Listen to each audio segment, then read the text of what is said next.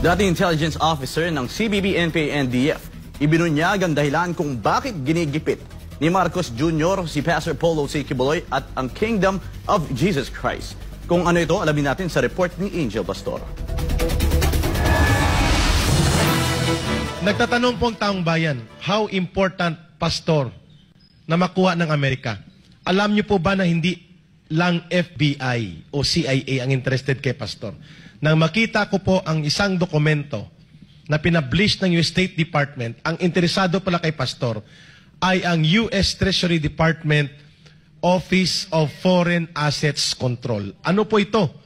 Ito po ang humabol kay Osama bin Laden ng Al-Qaeda. Ito ang ibinunyag ng dating intelligence officer ng CPP-NPA-NDF na si Jeffrey K. Eric Celis kaugnay nga sa pakikipagsabuatan ni Marcos Jr. sa Amerika laban kay Pastor Apollo C. Quiboloy. Sinabi ni K. Eric na $2 milyong ang ipinatong na reward ng Amerika kay Pastor Apollo dahilan kung bakit ginagawa lahat ng mga nasa gobyerno ang lahat ng uri ng panggigipit hindi lang kay Pastor Apollo maging sa buong Kingdom of Jesus Christ. Kaya totoo, hindi man nila aminin, may $2 million reward para kay pastor. Kaya nga, atat na atat itong mga uhaw sa pera ng mga general ng PNP at pati sila Abalos at Marcos Jr. sapagkat ito din ang nangyari kay Marwan sa Mama Sapano. Ang US Treasury Department, special unit po ito, Office of Foreign Assets Control. Kapag ito po ang gumalaw at nagmarka sa iyo, ay hahabulin ka sa buong mundo para i-confiscate ang lahat ng mga properties and accounts associated to your organization and to your person the way they did sa mga top-level terrorists. Sabi ni Atty. Dina, 2 lang sa Office of Foreign Assets Control ang nakalista, ma'am, na individual. The rest ay mga bansa.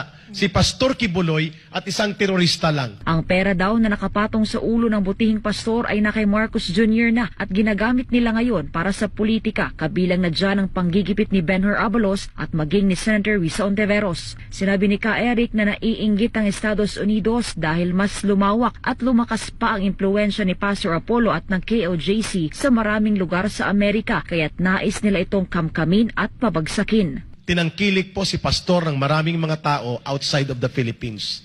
Ang Amerika po is a very insecure country. That's why gusto niyang digmain ang China.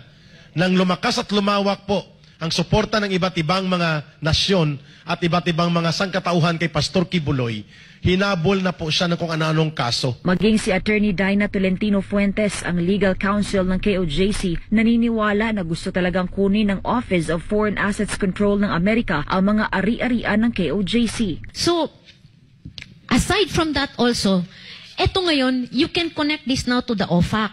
Na gusto ng OFAC, kukunin yung iyong Office of the Foreign Assets Control. This OFAC, since it wants pastor's properties, you can connect this now to the cases filed against pastor. Not just sa DOJ. If you look at the cases in Pasig, ang information naka-append sa dulo na yung forfeiture of all properties of the crime. Sinang-ayunan naman ni Sister Eleanor Cardona, ang Executive Secretary ng KOJC, ang pahayag na inggit at insecure ang Amerika kay Pastor Apollo kaya't itinuturing nilang banta ang butihing pastor. Totoo po yun. Insecure sila or threatened sila. No, doon nga sinabi ni Eric, tama yung influence at yung kapangyarihan o power ni pastor na alam naman natin, pag nagsalita yung aming mahal na pastor, talagang susunod kami. Isa lang yung boses na sinusunod namin. So nate-threaten sila kay pastor dahil alam nila ang Kingdom of Jesus Christ, hindi lang sa Amerika, buong sanlibutan. At kung makita nyo, nung talagang nag-investigate, kahit dito sa Pilipinas, di ba walang ni isang property na nakapangalan kay pastor? Hinahabol nila si pastor dahil sa kanyang asset, dahil sa mga properties. Inggit na inggit talaga sila. Kaya talagang uhaw na uhaw sila, hindi lang sa pera, pati sa properties ng Kingdom of Jesus Christ. Hinahabol nila si pastor. Para sa Diyos at Pilipinas, kumahal Angel Pastor, SMNI News.